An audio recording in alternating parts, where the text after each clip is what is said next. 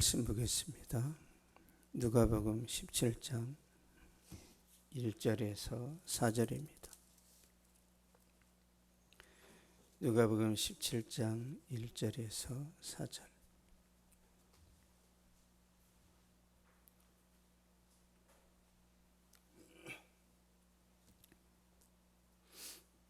(1절에서 4절) 같이 읽겠습니다. 시작. 예수께서 제자들에게 이르시되 실족하게 하는 것이 없을 수는 없으나 그렇게 하는 자에게는 바로다.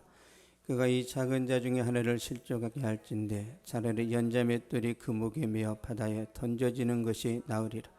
너희는 스스로 조심하라. 만일 내 형제가 죄를 범하거든 경고하고 회개하거든 용서하라.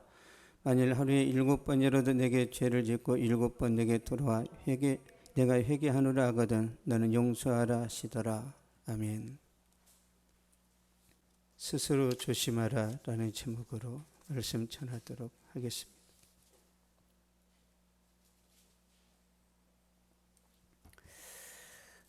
맹견을 키우는 집 대문에는요 개조심이라는 글이 적혀 있습니다. 제가 어려서 시골에 보면은 무서운 개들이 있어요. 그러면 사람도 물어버립니다.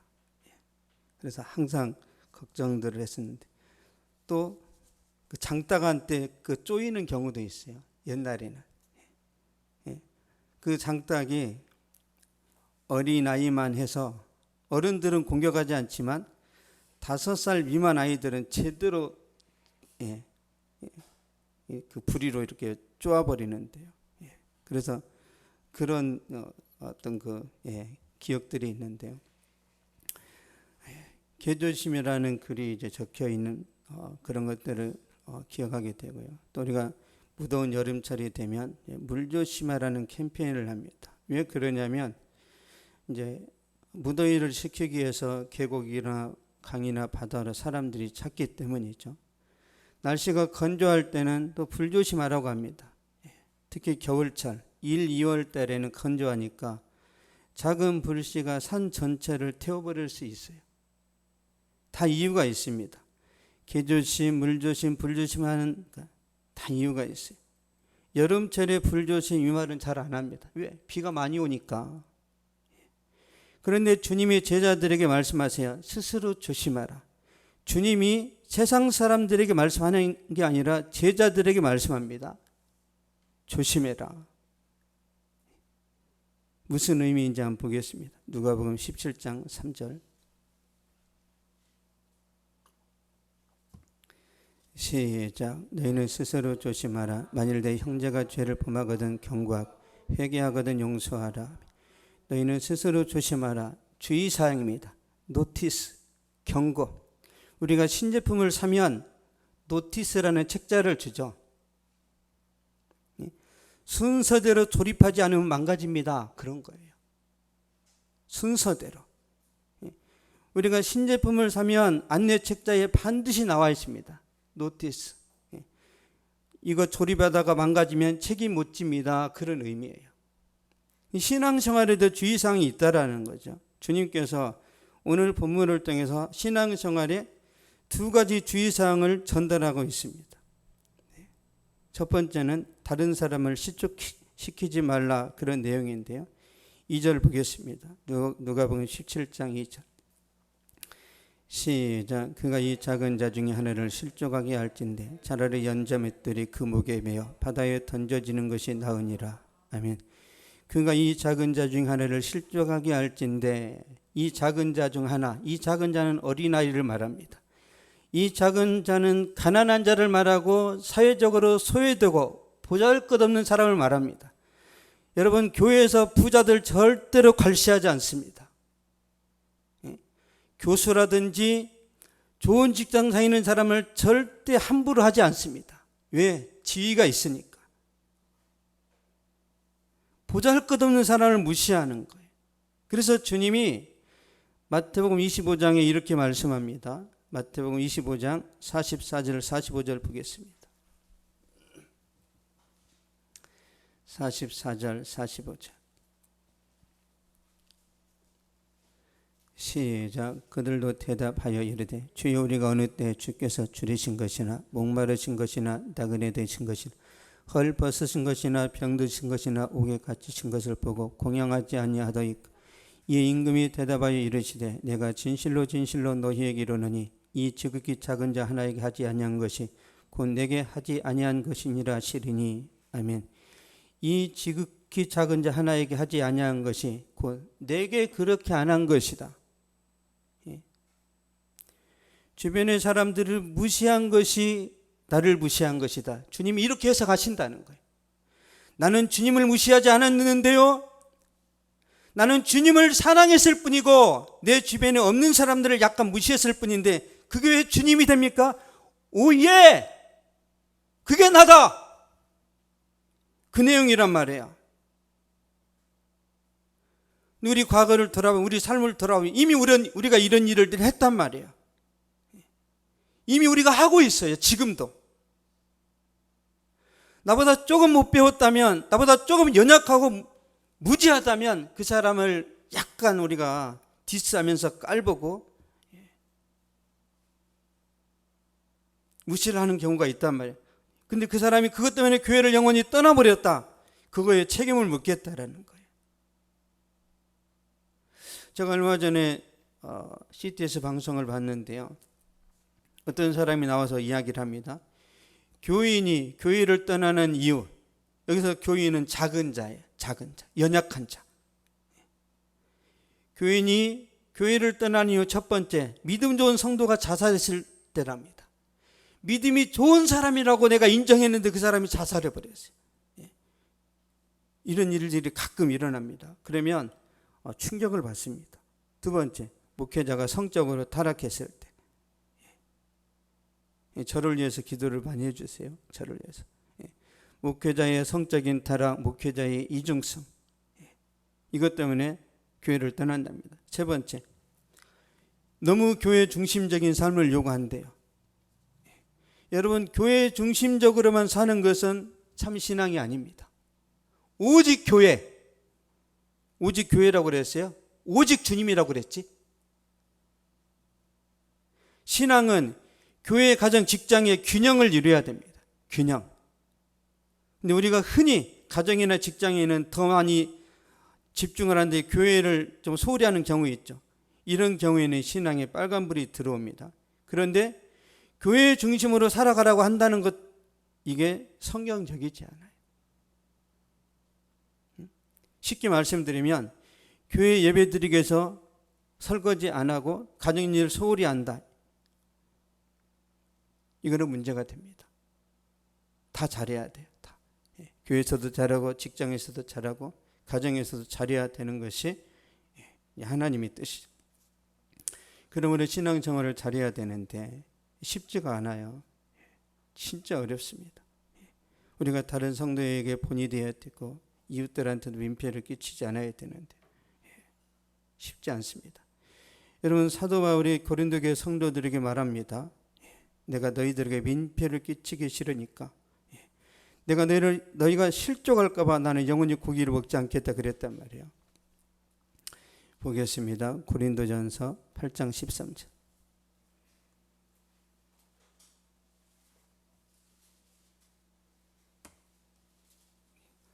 고린도전서 8장 13절.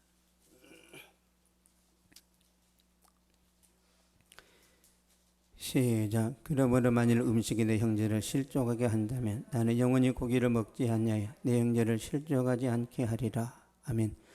나는 영원히 고기를 먹지 아니하여 내 형제를 실족하지 않게 하리라. 왜 이런 말씀을 하냐면요, 고린도 지역에는 우상의 신전 기지가 있는데요, 신전에서 우상 숭배를 하고 제사를 드립니다. 그러면 그 고기를 시장에다 내다 팔아요. 제사 음식인지 아닌지 분별이 안 됩니다. 여러분, 우리가 그 이사하면은 막 고사를 지내잖아요. 고사 지내면 이게 고사떡인지 떡집에서 사온 떡인지 구분이 안 되죠.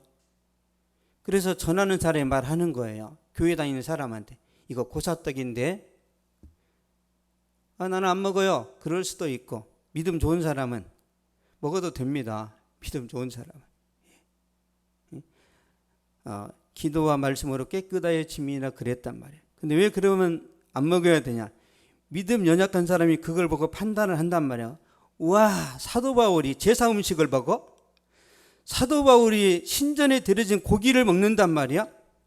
이게 이런 시험 드는 일이 발생할까봐 사도 바울이 안 먹겠다고 한 거예요. 왜요?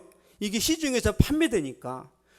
우리나라의 제사 문화를 보면 사과나 배나 이렇게 위를 깎잖아. 이렇게 깎아서 올려놓으니까 이건 알아요. 이거는 제사 음식이니까 안 먹는. 근데 고기는 그렇지 않단 말이야. 알 수가 없습니다. 그래서 바울이 고기를 먹어도 되지만 혹시 나 때문에 다른 사람이 실족할까 봐 내가 걱정된다. 그래서 나는 영원히 고기를 안 먹겠다라고 결단하는 거죠. 왜요? 누가복음 17장 2절 다시 보겠습니다.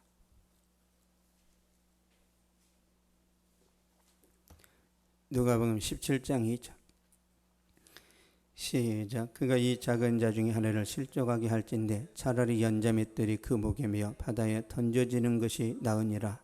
아멘. 연자맷돌이 그 목에 매어 바다에 던져지는 것이 나으니라. 그러니까 연약한 자를 실족하게 하는 것보다 차라리 연자맷돌이 목에 딱 이렇게 걸려서 바다에 던져지는 것이 더 낫다라는 거죠. 이게 무슨 말이냐면 연자맷돌은 소나 나귀를 소나 나귀가 힘으로 돌리는 큰 맷돌이란 말이에요. 그런데 고대 시대에는 이 연자맷돌을 목에 메고 물속에 던지는 그런 사용법이 있었단 말이에요. 우리나라는 막 소, 말이 사람을 찢어 죽이는 그런 육시한다 그러죠. 그런 형벌이 있었다면 고대 시대에 팔레스틴에는 아주 극악무도한 죄인을 처형할 때 연자맷돌을 목에 달아가지고 바다에 빠뜨리면 죽는단 말이에요. 그러니까 정리하겠습니다. 한 영죄를 실족하게 하느니 차라리 연자맷돌 메고 바다에 던져진 형벌이 더 낫다는 거예요. 이게 무슨 말이죠? 내가 사형수로 죽느니, 내가 죄를 범해서 사형수로 죽느니 실족시키는 건 안 하겠다는 거예요. 무섭죠? 이 말씀은 다른 형제들을 실족하게 하는 형벌이 더 무섭다는 거예요. 어떤 형벌인지 한번 볼까요? 마태복음 25장 46절 보겠습니다.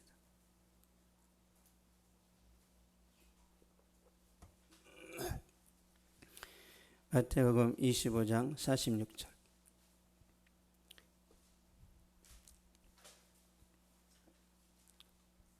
시작. 그들은 영벌에 의인들의 영생에 들어가리라 하시니라. 아멘. 그들은 영벌은 영원한 즉 형벌을 말합니다. 열심히 교회 다니고 지옥 간다는 말이에요. 여러분 이 말씀을 예수님이 제자들에게 하고 있습니다. 제자들에게. 그래서 주님이 노티스, 주의사항, 경고하는 거예요. 예수 믿고 구원받는 것 당연하지만 아니라는 거예요. 우리의 구원은 이미 우리가 구원을 정의할 때요. 이미 구원받으세요. already, 이미. 근데 but not yet, 그러나 아직 아니. 이게 중간에 끼어 있단 말이야. 긴장 상태입니다. 나는 구원받았으니까 어떻게 살아도 된다. 반드시 지옥 갑니다. 아니에요. 구원받았기 때문에 더 잘 살아야 돼요. 우리가 은혜를 받았으니 죄를 지으리오. 그럴 수 없느니라. 더 성실하게, 더 거룩하게, 더 성령 충만하게 살아야 구원받는다라는. 그러면 행위 구원이냐? 아니에요.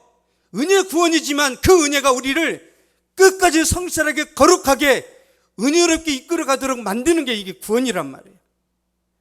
그래서 구원이 쉬우면서 어려워요. 이게 참 목숨 걸고 신앙생활 해야 됩니다. 목숨 걸고. 너의 방식대로 신앙생활하지 말고 하나님 말씀대로 하라는 거야. 하나님 말씀대로. 얼마나 우리가 내가 신앙, 내가 복음, 내가 생각하는 믿음으로 살아가잖아요. 근데 주님의 기준에 못 미치면 천국 못 가요.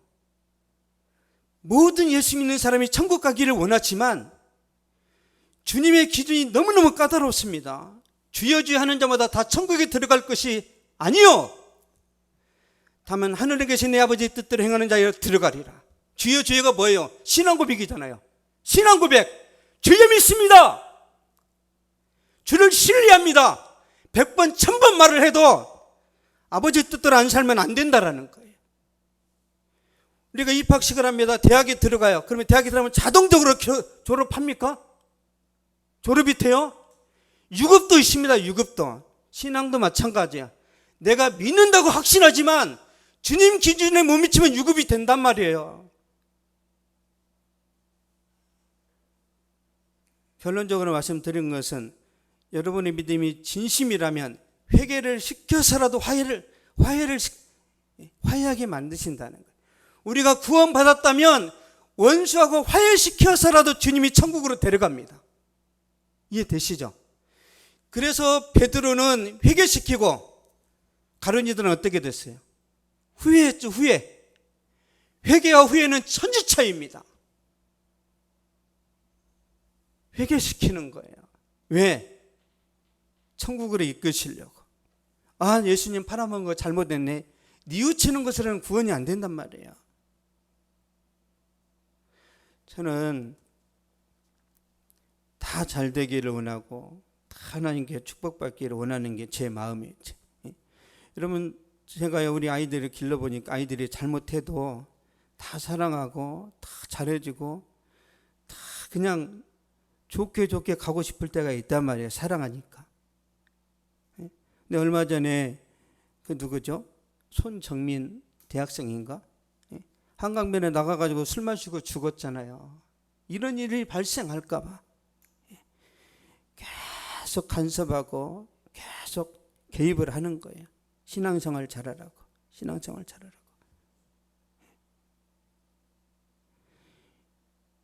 왜 큰 교회에서 이런 설교 안 하는 줄 아세요? 가버립니다. 이런 설교 들으면 사람들이 가버려요. 아, 부담스러워 죽겠네. 이렇게 힘들게 신앙생활을 누가 해? 에이, 그냥 대충 나 일요일만 교회 다니면서 대충 내 취미생활로 가려고 했는데 너무 부담스럽네. 볼까요? 예수님도 마찬가지입니다. 보겠습니다. 요한복음 6장 한번 보겠습니다. 어떤 일이 벌어지는지.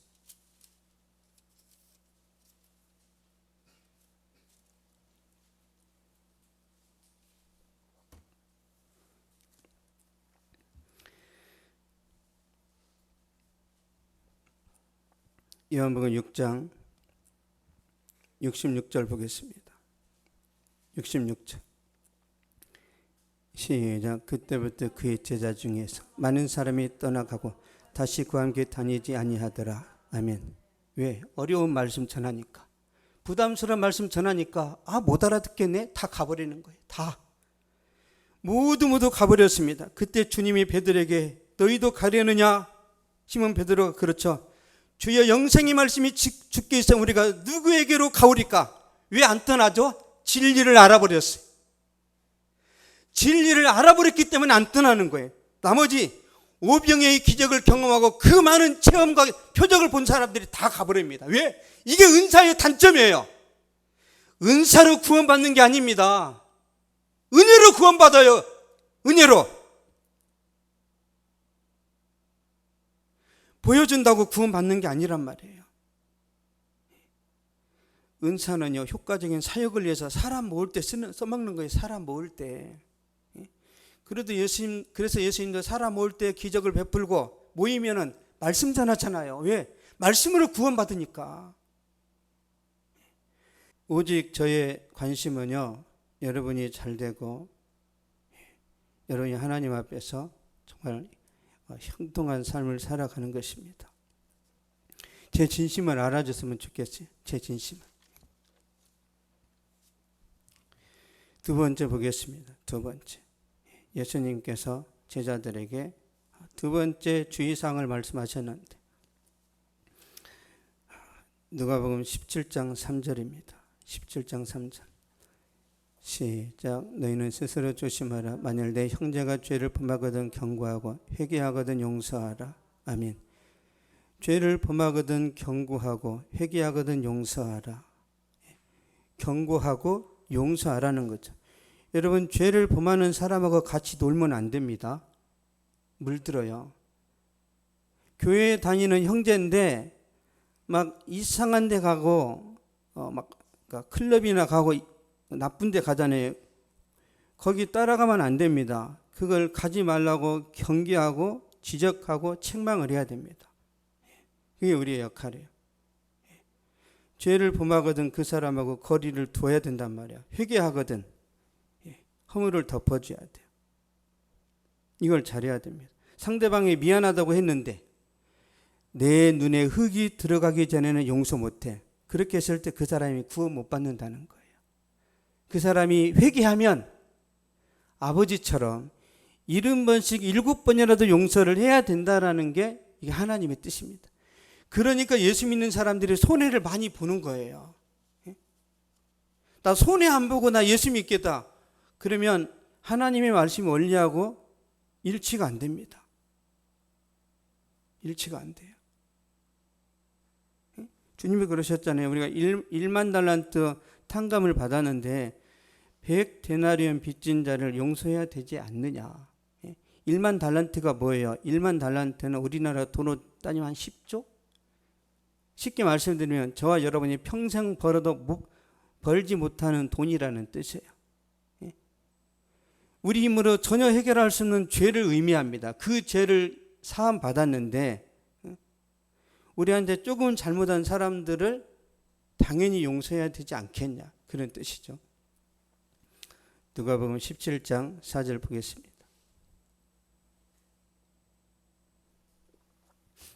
시작. 만일 하루에 7번이라도 내게 죄를 짓고 7번 내게 돌아와 내가 회개하노라 하거든 너는 용서하라 하시더라. 아멘. 하루에 7번이라도 내게 죄를 짓고 7번 내게 돌아와 내가 회개하노라 하거든. 7번을 같은 죄를 지을 수도 있다라는 거죠. 그 사람에게. 이게 무슨 말이죠? 얼마나 인간이 연약한가, 그런 의미예요. 저와 여러분은 쉽게 무너집니다. 아니, 우리가 하루에 7번을 잘못할 수 있어요? 그래도 주님이 용서하라고 하는 거죠. 그래도. 아니, 우리 아이들도요, 하루에 7번 저한테 잘못하지는 않아요. 하루에. 한 번만 혼나도 정신 차립니다. 7번 같은 죄를 범한다는 것은 그만큼 연약하고 쉽게 무너진다는 뜻인데, 그래도 용서해라는 거죠. 이게 무슨 의미냐면 무한한 하나님의 사랑을 베풀어라, 그런 뜻입니다. 무한한 사랑. 알면서도 속아치고 계속 포용하고 그 사람을 배려하라는 거죠. 정리하자면 그런 말씀이에요. 주님의 말씀의 뜻은 형제가 죄를 범하거든 경고하고 경계하라. 죄를 묵인하지 말라는 뜻입니다. 그리고 형제가 회개하면 그 형제에게 무한한 사랑을 베풀어 주라는 거예요. 이게 어떤 거냐면 공의와 사랑을 말합니다. 공의. 저 사람이 죄인입니다. 그는 그 죄인하고 거리를 두라는 거예요. 거리를. 이해되시죠? 죄인인데 무조건 포용하면 이게 같은 처지가 된단 말이에요. 같은 처지가. 거리를 둬야 돼요. 근데 그 사람이 회개를 했다. 그러면 그 사람을 받아줘야 되는 거예요. 그래서 우리에게 필요한 건 뭐냐면 공의와 사랑, 엄격함과 부드러움을 갖춰야 되는 거예요. 항상 부드러운 사람이 좋아요? 아니, 안 좋아요. 물러 터진 거예요. 항상 엄격하다. 어떤 사람이 그 옆에 가겠어요? 항상 엄격한데. 우리 아버지가 항상 엄격했단 말이에요. 저희 아버지가. 호랑이! 별명이 호랑이였어요. 호랑이. 호랑이. 무서워서. 저희 아버지가 이제 밖에 일터에 갔다가 하고 들어오잖아요. 자식이 기쁘게 나가야 되잖아요. 다 숨어요. 다. 군대 장교보다 더 무서워요. 더. 눈에 안 띄려고 다 숨어요, 자식들이. 문제가 있는 거지. 오직 엄격함으로만 키운 거예요. 엄격함. 제가 가끔 유튜브에서 이제 강철 부대라는 그 이제 영상 그 작은 거 있어요. 뭐 2분짜리, 5분짜리 이런 걸 보는데 거기 보니까 특전사와 UDT 대원이 타이어 참호 격투하는 영상이 있었는데요.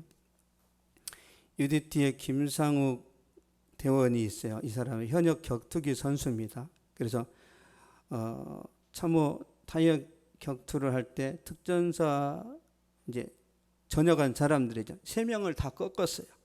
이제 마지막 한 사람 남았는데 이 마지막 이제 대원이 박준우라는 상사 출신의 36살 먹은 아주 키가 작아요. 그래서 쉽게 이길 수 있는 상대입니다. 그러니까 김상욱이라는 사람은 키가 183, 85kg, 28살이에요. 박준우는 키가 171cm, 몸무게 65kg, 나이는 36. 싸워보지 않아도 누가 이길 이미 나와 있는 거예요. 누구나 다 알아요. 그런데 참호 격투가 시작되니까 박준호 상사가 기지를 발휘해서 변칙으로 싸웁니다. 변칙으로. 힘으로 안 되니까. 이리 넘어지고 저리 넘어지고 막 이제 그 변화무쌍하게 하니까 김상욱 대원이 당황하게 되는 거죠. 그래서 누가 승리할지 모르는 상황으로 막 번져갔단 말이에요.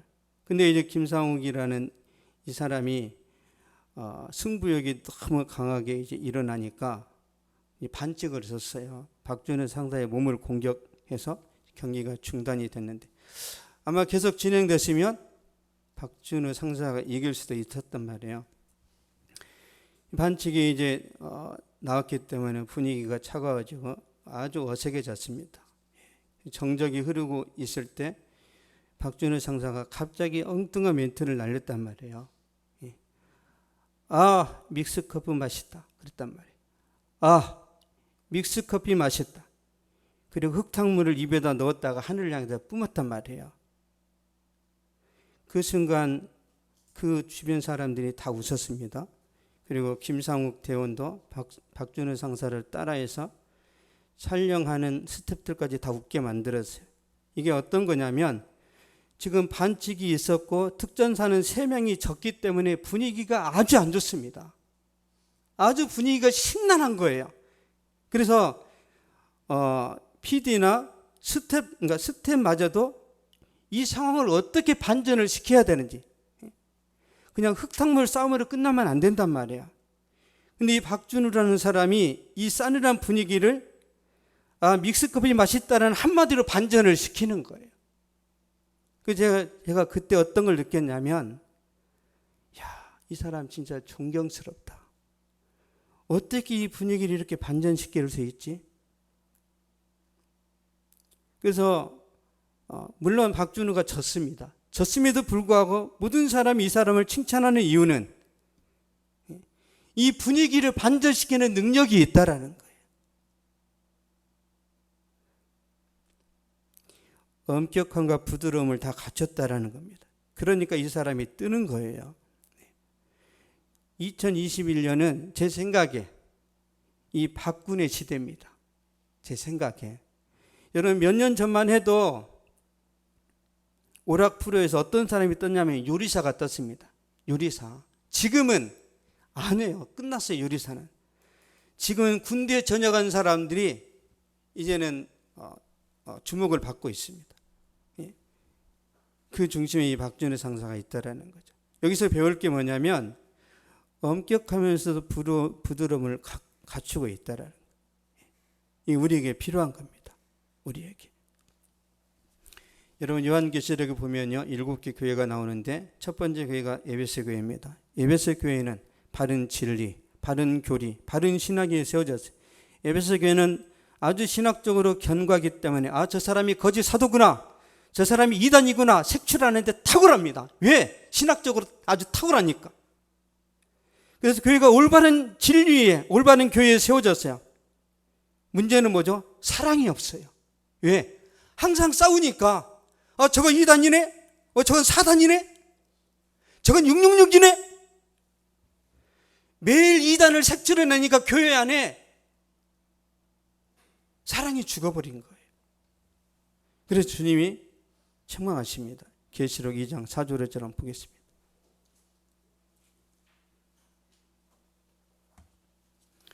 계시록 2장 4절 5절.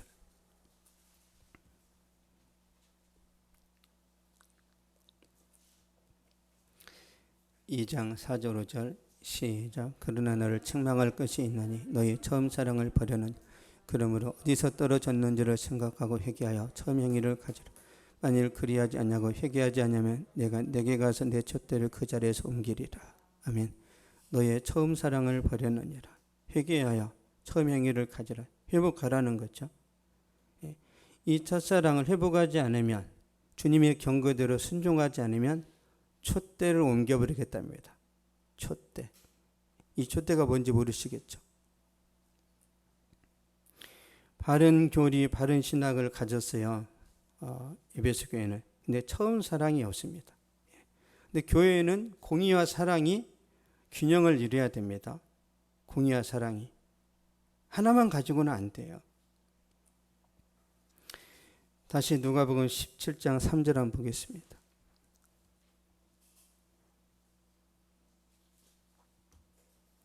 (17장 3절) 시작. 너희는 스스로 조심하라. 만일 내 형제가 죄를 범하거든 경고하고 회개하거든 용서하라. 아멘.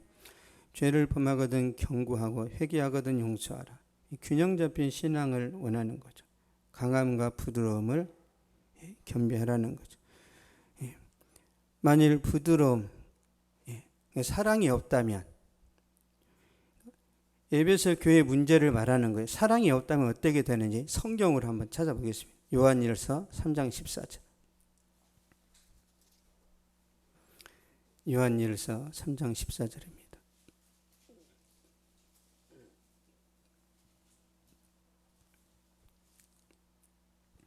(3장 14절) 시작. 우리는 형제를 사랑으로 사망에서 옮겨 생명으로 들어간 줄을 알고 사랑하지 아니하는 자는 사망에 머물러 있느니라.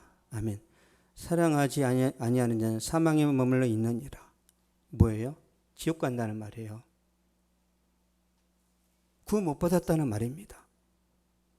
사도 요한이 성도들에게 하는 말이라니까요. 그러므로 에베소 교회는 반드시 첫사랑을 회복해야 됩니다. 그래야 낙원에 들어가고 천국에 들어가고 생명나무의 열매를 먹어요. 주님이 그러시잖아요.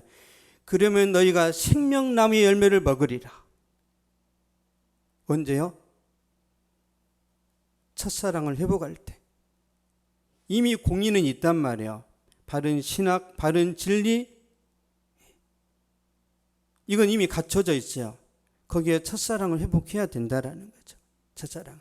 사랑만 있고 바른 교리가 없으면 그래도 구원 못 받는다니까. 이래서 구원 받는 게 쉬우면서 어려운 거예요.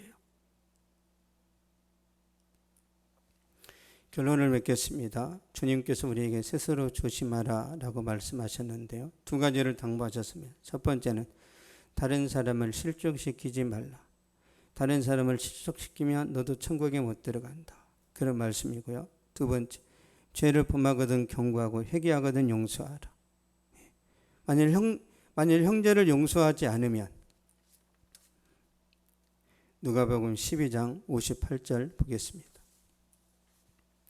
누가복음 12장 58절.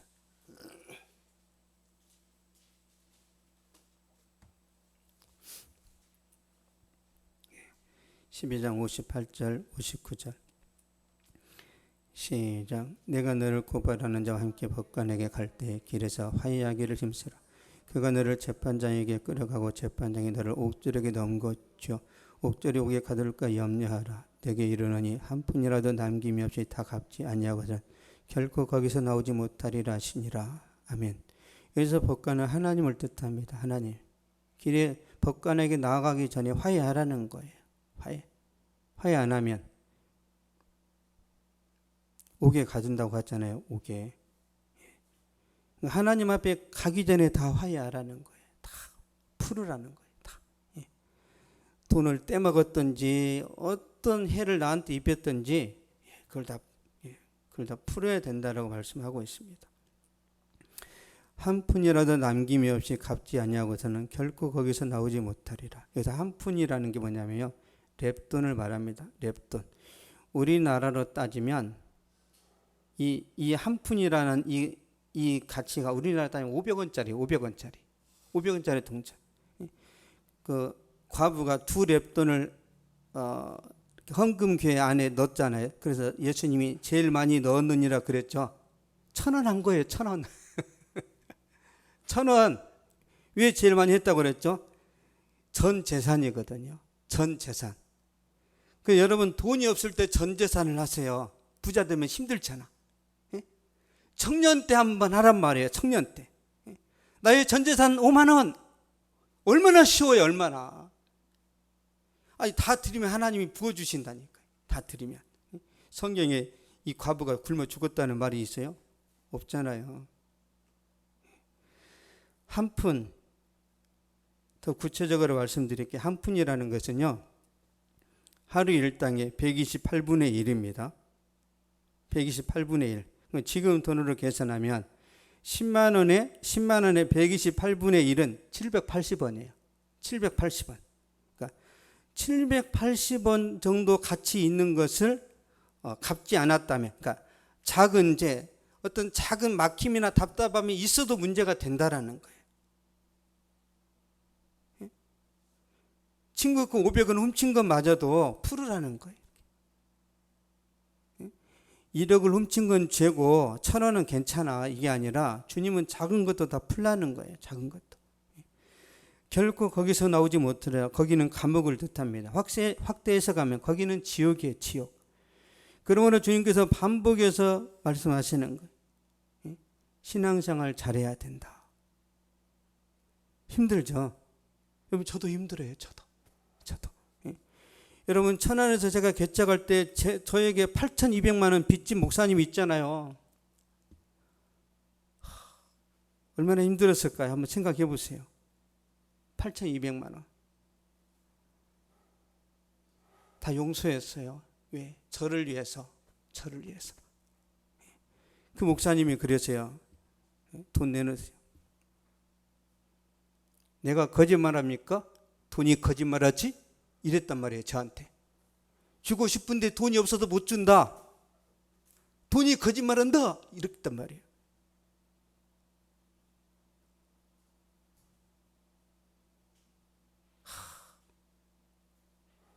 $800원도 아니고.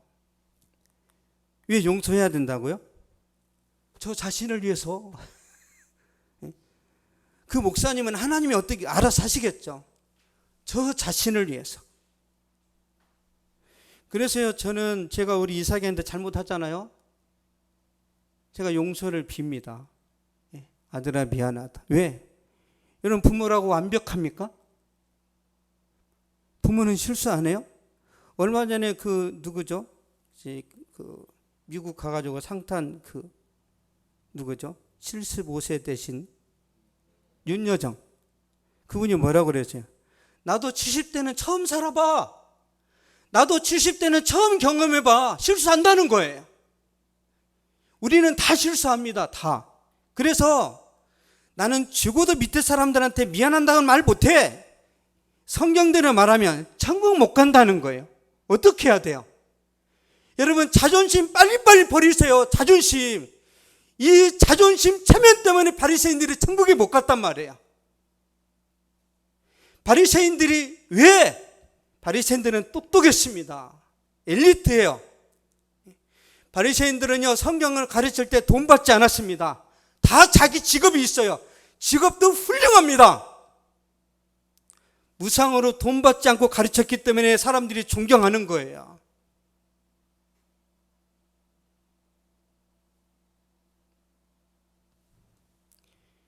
그런데 그 거드름 피운 거, 그 잘난 척 한 것 때문에 주님이 그랬잖아요. 주님이 독사의 자식이라고.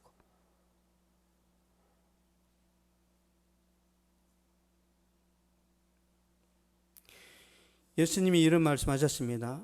너희가 어린아이와 같이 되지 않으면 결코 천국에 가지 못하리라. 어린아이. 여러분 어린아이들이 나는 쟤를 영원히 안 볼 거야. 그런 애 있어요? 어린 아이들이 5살 아이들이 신나게 싸웠어. 나는 쟤 보기 싫어서 놀이터 안 갈 거야. 그런 애들이 있어요?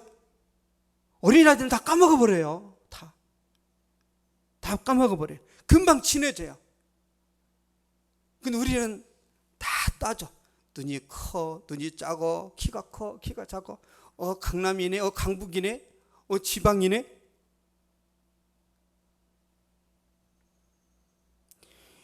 어린아이와 같이 되어야 간다는 거죠. 어린아이, 여기서 어린아이는요, 나이가 어린 애들을 말하는 게 아니에요. 겸손한 사람을 말합니다. 겸손한 사람. 그래서 천국 가는 사람들은 다 겸손한 거예요. 다. 신앙생활의 기준은요, 우리의 생각이나 우리의 상식이 아니라 하나님의 말씀, 거기에 근거해야 된다라는 거죠. 우리 마태복음 7장 20절, 21절 보겠습니다.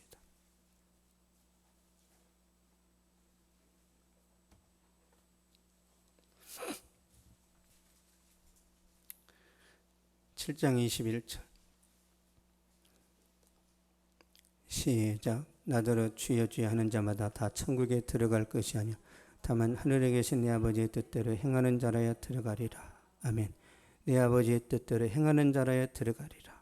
아버지의 뜻이 뭐예요? 그러면 아버지의 뜻이 첫 번째 신앙 고백입니다. 두 번째 순종하는 삶이에요. 신앙 고백만 있고 순종하지 않으면 못 간다는 거예요. 신앙 고백은 삶으로 나타나죠. 그래서 행하면은 믿음은 죽은 믿음이라고 그랬어요. 행하면은 믿음은 죽은 믿음, 죽은 믿음으로는 천국 못 간다니까요.